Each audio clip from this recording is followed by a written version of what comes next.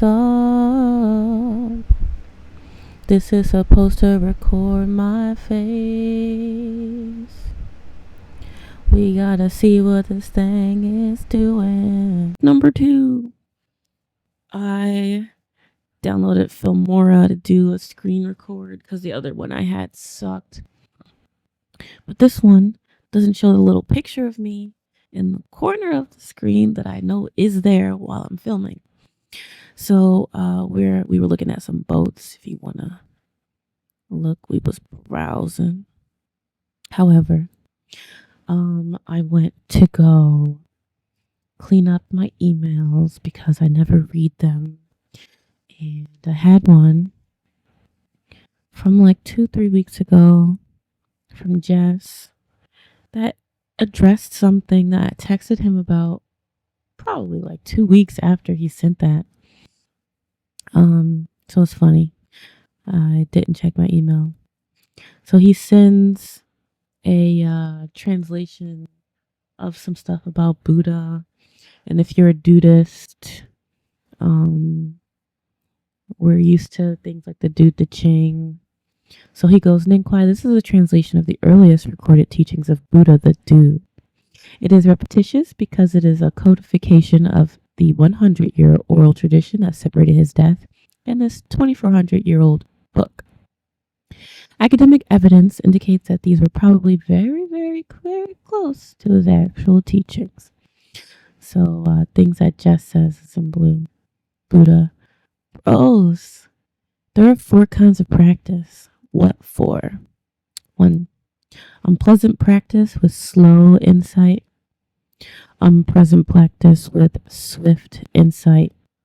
And unpleasant practice with slow insight.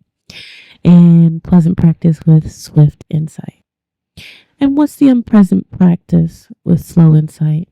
It's when someone is by nature acutely given to passion and often experiences the pain and displeasure of passion. This clingy or thirsty here, passion, wanting. They're by nature acutely given to aversion and often experience the pain and displeasure born of aversion. They are by nature acutely given to muddledness and often experience the pain and displeasure born of muddledness. These 5 faculties manifest in them weakly: faith, effort, recollection, composure, and understanding. Just as I would summarize as understanding the problem and being dedicated and able to fix it. Word. Because of this, they only slowly come into proximity of the destruction of the influxes. Ooh, hold on, gang. We're gonna clip that, and just read it. These 5 faculties manifest in them weakly: faith, effort, recollection, composure, and understanding.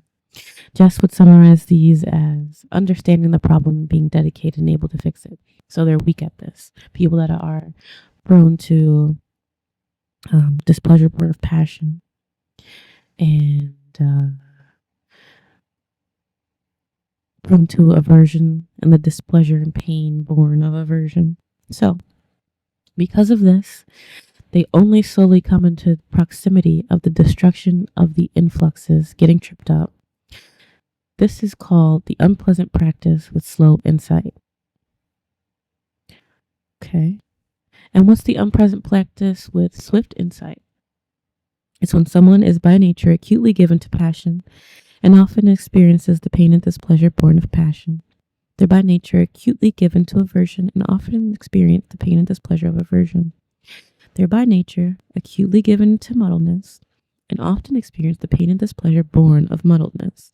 And these 5 faculties manifest in them strongly: faith, effort, recollection, composure, understanding. Because of this, they swiftly come into proximity of the destruction of the influxes of the getting tripped up. This is called the unpleasant practice with swift insight. And what is practice? Pleasant practice with slow insight. It's when someone is by nature not acutely given to passion and doesn't often experience the pain and displeasure born of passion. They're by nature not acutely given to aversion and don't often experience complaint and displeasure born of aversion. They are, by nature, not acutely given to muddledness, and don't often experience the pain and displeasure born of muddledness. These five faculties manifest in them weakly: faith, effort, recollection, composure, and understanding. Because of this, they only slowly come into proximity of the destruction of the influxes. This is called the pleasant practice with slow insight. And what is the present practice with swift insight? It's when someone is by nature not acutely given to passion and doesn't often experience the pain and displeasure born of passion. They're by nature not acutely given to aversion and don't often experience the pain and displeasure born of aversion. They are by nature not acutely given to muddledness and don't often experience the pain and displeasure born of muddledness. These five faculties manifest in them strongly: faith, effort, recollection, composure, and understanding. Because of this, they swiftly come into the proximity of the destruction of the influxes. This is called the pleasant practice with swift insight. These are the four kinds of practice. Some stuff about virtue. Hillsidehermitage.org if you want to go to the website. SUTTAS.HILLSIDEHERMITAGE.org. Take a look at virtue and ugliness. So, some comments on this verse, this sutta. This sutta debunks the notion that whether one's practice is unpleasant or pleasant is a matter of choice. It is a matter of degree of defilement one carries. Ooh. Jes says yes. Ooh. Let's read that again. It's a matter of the degree of defilements one carries. In this very next sutta, the present practice is defined as the jhanas. Blah, blah, blah, blah, blah, blah, blah. There is no shortcut on which a mind that resists renunciation can get to experience it as joyful as is to attain jhana like samadhi. Just as a wild elephant cannot be tamed out of the blue, meditation sucks until you stop resisting it. Ew. All right. The entire discourse technically applies to accomplished meditators who see clearly, and even they cannot simply choose the present practice. That's kind of sad. See the sections I bold-faced and underlined. Notice sections I struck too. Never underestimate how quickly meditation can go from unpleasant to pleasant. It is uncertain and may change radically at any moment. This means that the precondition of passion, which means greed, and this is what I had when I mentioned at the beginning that I had texted him about something. And he replied, "Don't bring greed into meditation." And I was like, damn, I didn't reply because he always tells me, like, don't text him, like, to chat. Like, he's not chatting over text messages. It's just for scheduling stuff. But it came up, and then he was like, yeah, nah, don't bring greed into meditation. Because I've been doing these 5-minute meditations at the time, and I couldn't go any longer than that. And I was like, it was starting to piss me off. Blah, blah, blah. This means that the precondition of passion, which means greed, the precondition of passion is greed, aversion, and muddledness. Oh, did you hear my jaw pop? Ouch. Can likewise effectively be reversed at any time. The last of the four is good. The first of the four is good. What matters is the cultivation of the power to become clear. The effort, not how clear it was, is, or is going to become. Let's read it twice. Thanks, dude. Yeah. He has like the meditation group reading the Tao Te Ching, and I'm like, not gonna read that, dude. I read it in middle school, had to read it in college for an English class. I'm not gonna read it again. No offense to anyone that likes the book. The whole time I was like, yo, this is dumb. So, bros, there are 4 kinds of practice. What 4? Unpleasant practice with slow insight. unpresent practice with swift insight, pleasant practice with slow insight, and pleasant practice with swift insight. And what's the unpleasant practice with the slow insight? It's when someone is by nature acutely given to passion and often experiences the pain and displeasure born of passion. So, like being clingy, thirsty, wanting. They're by nature acutely given to aversion and often experience the pain and displeasure born of aversion. He said the first and the last one are fine. What? They're by nature acutely given to muddledness and often experience the pain and displeasure born of muddledness. These 5 faculties manifest in them weekly: faith, effort, recollection, composure, and understanding. I would summarize as understanding the problem and being dedicated and able to fix it. Because of this, all right, this is toxic, but I literally quit today. Like this morning, like as I went to bed last night, I was like, y'all, I'm not in the right space to be in this meditation group. Every time Jess is like, yo, I've only been there 3 times that this has happened, but each time I was like, I probably shouldn't be here. He's like, you shouldn't be here if X, Y, Z. And in my head, I'm like, yeah, probably I shouldn't be here. So I texted him today. I was like, yeah, I'm quitting. But I just saw this in my inbox. So this is like 12 hours after I quit. So I'm reading this to read it. But it's funny. Because of this, they only slowly come into proximity of the destruction of the influxes. Because of this, they only slowly come into proximity of the destruction of getting tripped up. This is called the unpresent practice with slow insight. And what the unpleasant practice with swift insight. Number 2 is when someone is by nature acutely given to passion and often experiences the pain and displeasure born of passion. They're by nature acutely given to aversion and often experience the pain and displeasure born of aversion. They're by nature acutely given to muddledness and often experience the pain and displeasure born of muddledness. These 5 faculties manifest in them strongly: faith, effort, recollection, composure, and understanding. Because of this, they swiftly come into the proximity of the destruction of the influxes. This is called the unpleasant practice with swift insight. How easily can you say unpleasant, huh? Nice L's and R's, Korean kid. And what's pleasant practice with slow insight is when someone is by nature not acutely given to passion and doesn't often experience the pain and displeasure born of passion. They're by nature not acutely given to aversion and don't experience the pain and displeasure born of aversion. They're by nature not acutely given to muddledness and often don't experience the pain and displeasure born of muddledness. These 5 faculties manifest in them weekly: faith, effort, recollection, composure, and understanding. Because of this, they slowly only come into proximity of the destruction of the influxes. This is called the pleasant practice with slow insight. And what's the present practice with swift insight? Number 4 is when someone is by nature not acutely given to passion and doesn't often experience the pain and displeasure born of passion. They are by nature not acutely given to aversion and they don't often experience the pain. All right, these last guys are strong in faith, effort, recollection, composure, and understanding. Not easily given into aversion. And they're not keen on the passions. This is like somebody that's like not plugged into life. It sounds like what the fuck.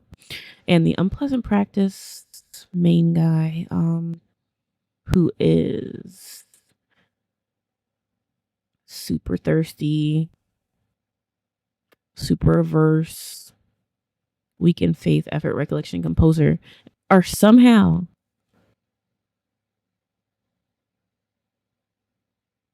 good.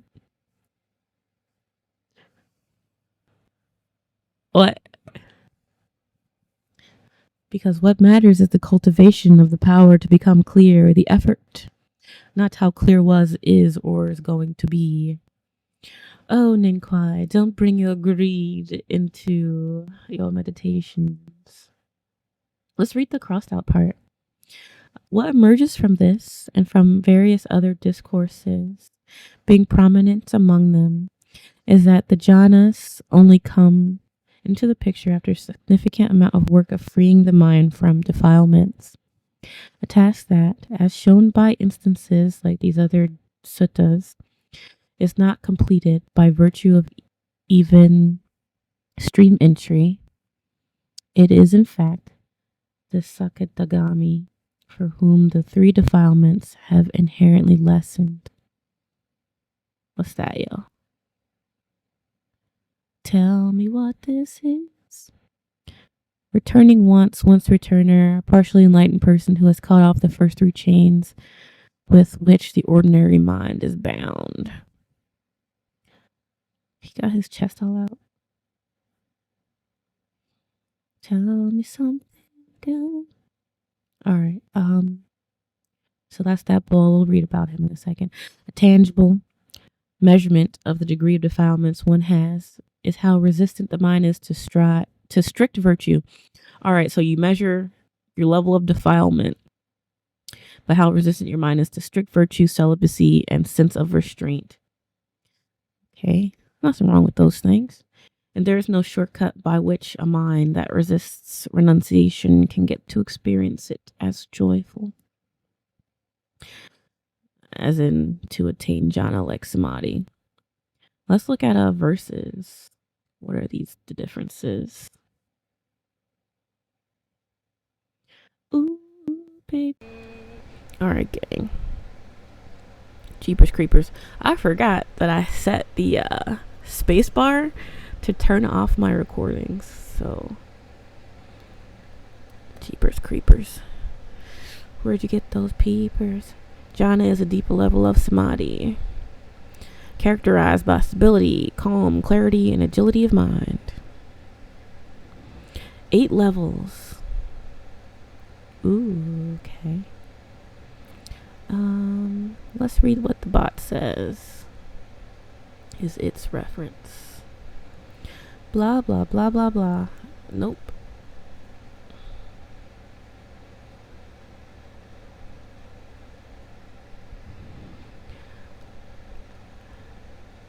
Makes a man take things over.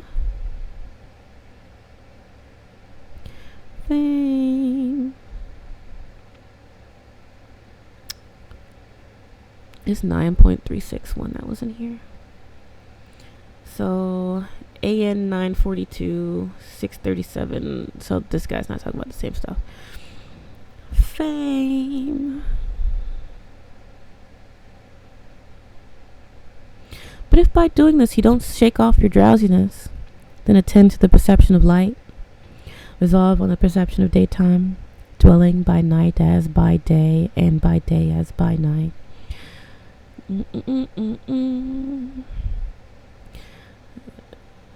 Blah, blah, blah. Alright, this is not going to help me. This is like a stack exchange. And I need to already know more than nada of these untranslated words. Alright. Equilibrium dominance is samadhi.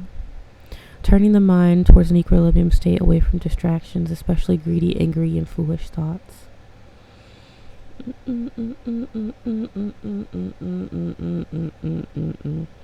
Fame. There are 3 kinds of samadhi, according to morality. Okay.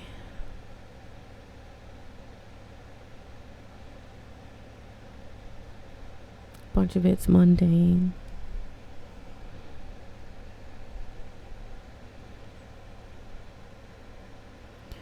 So there's like a stupidity level, a peace level, or like a moot level. Like we got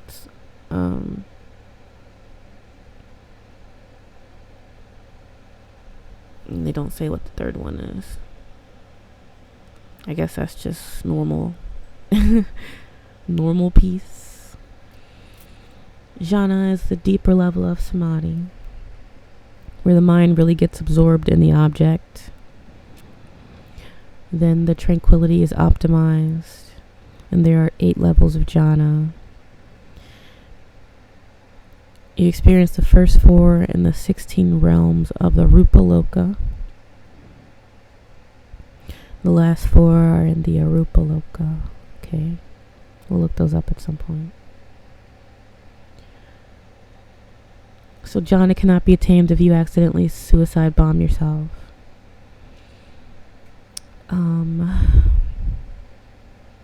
It's a bunch of other stuff that doesn't tell me anything. I'm not reading your papers, but it does require one to live a moral life.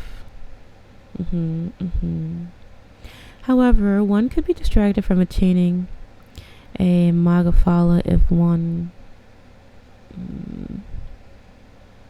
I already skipped it. I didn't care to read. Yeah, if one starts enjoying these other ones, so blah blah blah. I guess you'll have to read those links. What is required to attain? Getting tired. Magaphala is samadhi. Jhana is not necessary to attain Magaphala. If you want to achieve that,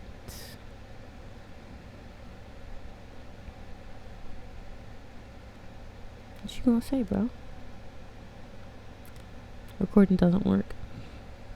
When that person would not be born in the human realm, but in the Brahma realm, corresponding to the jhana, emphasizes that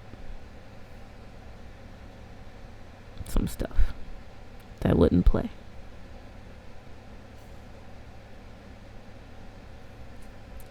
Oh, it's saying like the little levels. All right. You sit down, contemplate some stuff. Say a chant for the tones. I suppose it's the same as it is in Jewish mysticism.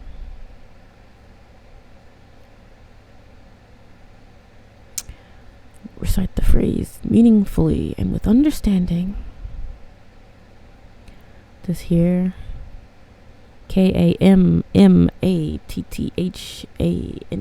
It's a fanny dooley. Alright, gang. I'm starting to be unserious. Let me go back to that so I can finish. Takes a man, things over. Pain. Alright. There's no shortcut by which a mind that resists renunciation can get to experience it as joyful. And goes, stop resisting. Okay. There was in a lot of the other meditation videos with the group, and I don't know where it would be in a recording where it's just he and I, but we talked about the difference between resistance and restraint.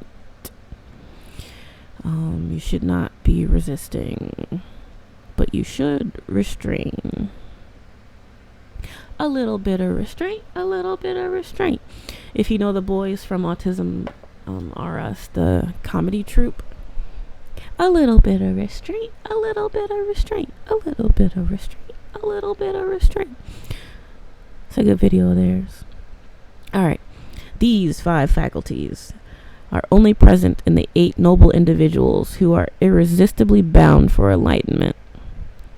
In other words, the entire discourse technically applies to noble ones, accomplished meditators who see clearly, and even they cannot simply choose the pleasant practice. Why you can't choose it? Why can't you choose your level of defilement?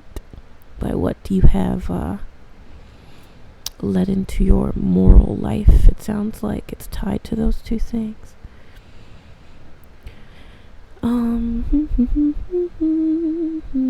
Never underestimate how quickly meditation can go from being unpleasant to pleasant.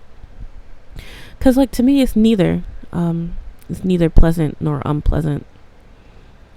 I don't understand that there should be a value of pleasantness or unpleasantness placed on it. It doesn't seem like there should be. Also doesn't seem like there necessarily has to not be. But did I click on that one already? I think pause the screen if you want to read this, perhaps.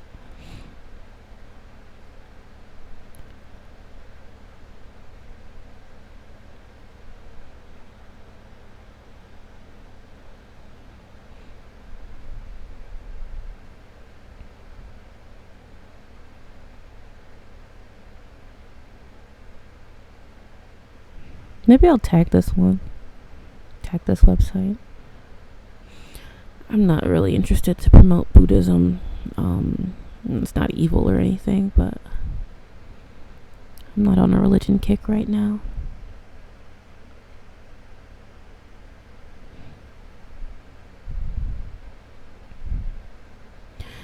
Fame makes a man take things over. I suppose I'll return to my boat browsing. But yeah, it's funny how apropos that was. If that wasn't the same day I sent that text message, and this really was like a couple weeks beforehand, which I think it probably was, but we all know that my perception of time is externally managed. So I'll have to check the dates and see if this is the same date or if this actually came before. Because if it did, that's hilarious. And it's a shame I hadn't seen this email when it came through. But that's funny. Still.